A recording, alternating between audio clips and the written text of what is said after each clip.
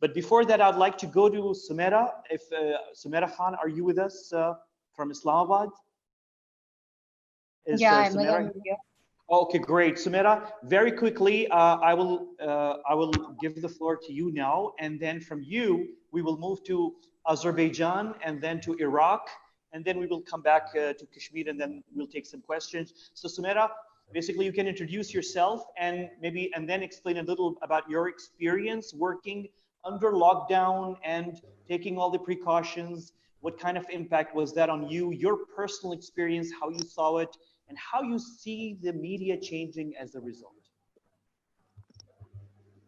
I think, Ahmed, first of all, I would like to introduce myself to all the listeners who are present here in the on this prestigious forum as well.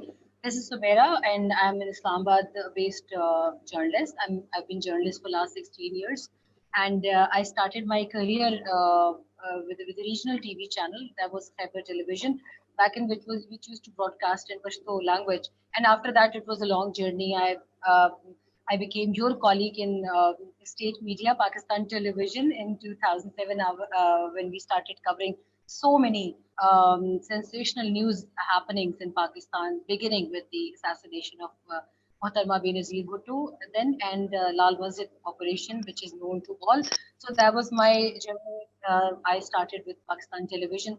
And after that, my many milestones, I think Express News, Express Tribune, and CNBC Pakistan. So the journey goes on after that. So now I'm associated with Indus News World, which is the only English news channel in Pakistan in the private sector, and I'm associated with the news channel as in the capacity of senior correspondent and as an analyst on defense and foreign affairs matters. So this goes with Al Jazeera Arab and BBC Arab as well. I appear on those channels as well as in the capacity of panelist. So main expertise, I wouldn't say, I think the expertise would for a journalist, never expert in any field, and we keep on learning things. On daily basis, I think it's an emerging field, if I say it correctly, and if I'm able to make you understand. So in my field, what's my focused area is humanitarian issues, first of all. And I love to cover humanitarian issues specifically related to education, gender imbalances, health, and the most vulnerable sector, say, violence women. That is always. When it comes to mainstream issues, I cover foreign affairs, defense matters, parliamentary, political affairs, and most organization CGS in Pakistan for 16 years. So, this is the expert area that I can say that I can comment on. But latest, I think it's the pandemic, it's the COVID-19, and COVID-19, I think.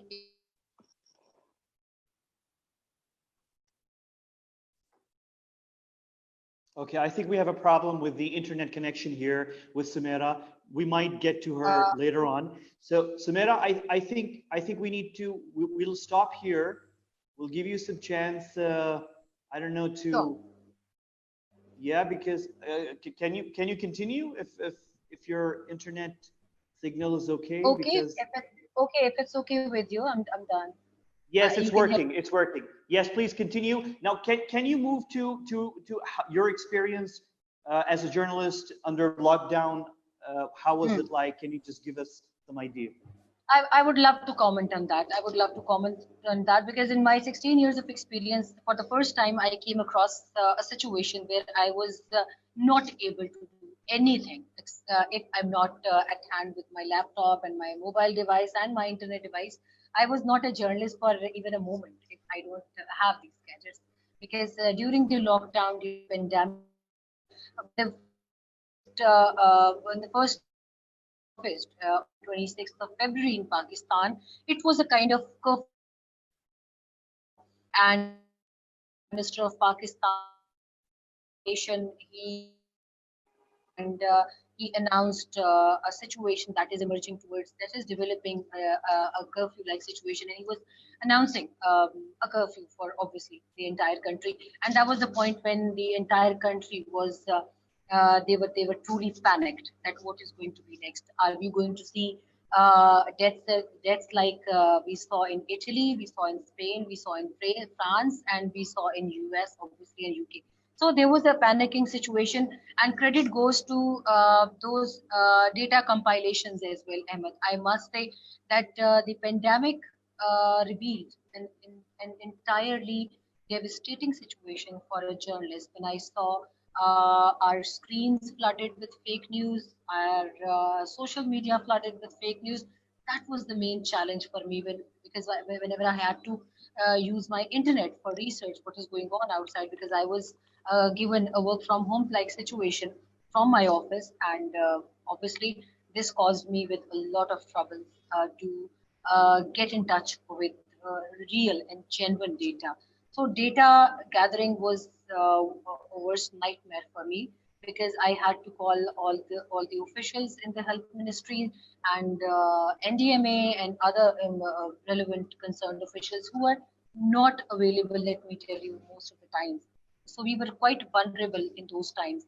And the other situation was extremely alarming when we started hearing about domestic violence against women. And that was the point when I started learning about that. Yes, I'm getting into a situation where I'm totally I'm really captive in search of research in terms of.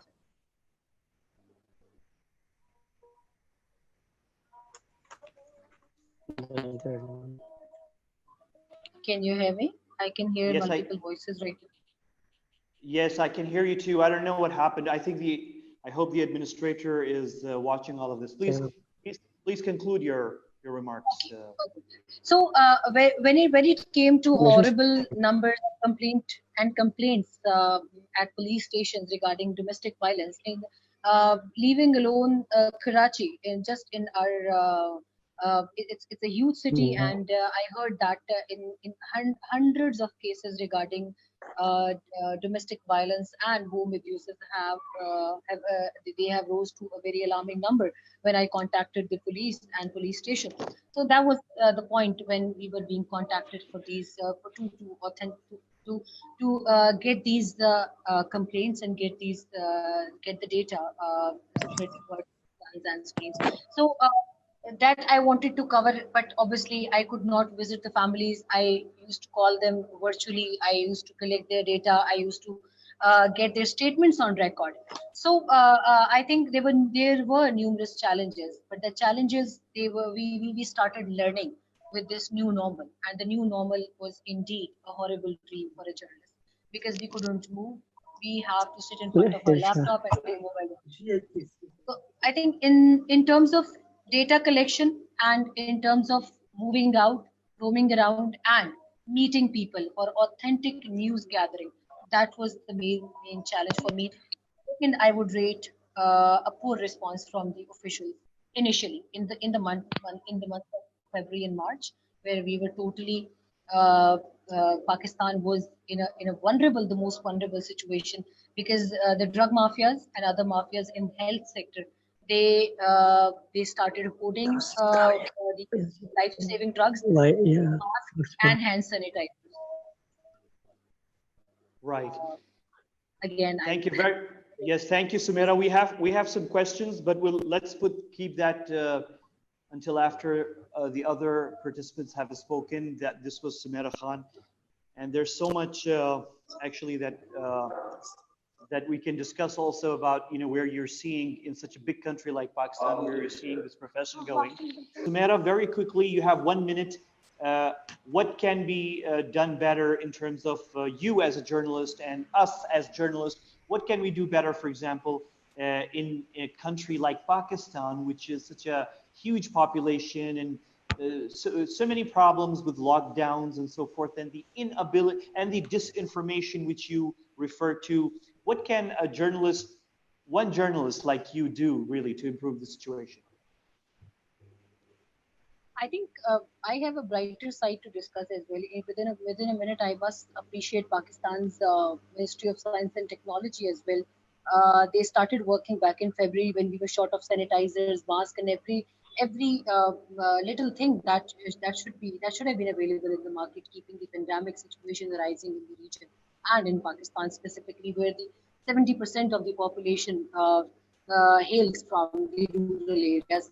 So we controlled that. Now we are self-reliant in making our own ventilators, oxygenators. The country who was not even able to cope up with the shortage of sanitizers and masks and gloves. Now we are making our own ventilators, and we are not importing any of this. And we have enough of ventilators, oxygenators. In fact, we are talking about exporting these or helping out other countries in need of that. Specifically, I would mention Afghanistan, because the minister yesterday spoke about that. That if any country is in need of ventilators, we are ready to uh, uh, uh, give that to all the countries in need. So there is always a light at the end of the tunnel, and I must say, Pakistan. I would appreciate Pakistan's efforts in the times of pandemic, but what we must do as a journalist, I felt, I think I was desperate in need of saying that Ahmed, we need to have a regulatory body, we need to have a regulatory authority in curbing fake news on social media, because so many conspiracy theories were in circulation on social media regarding pandemic, that it's a fake thing, it's not a fake thing. Somebody would come up with another theory saying coronavirus is an attempt on Pakistan's or on Islam's fundamental ideology. So keeping in view those things, I think we must first of all curb on this fake news thing, and then there should be something. I think elevating the poor section, elevating the poverty. I think that should be the effort of incumbent government right now. That crises come and go, and the only thing that stays in it's the way how you handle bigger crisis, and obviously the crisis those who come like every year. So I think we should be keeping in view how to further strengthen our infrastructure in Pakistan. Yes, and Now it's you were really great. And it's really great to hear a journalist who's number one, spreading positivity, number two, praising the government, and number three, asking for regulation against disinformation. I mean, there's hope in this world. And these are really excellent points, Sumaira, and I really thank you for being with us.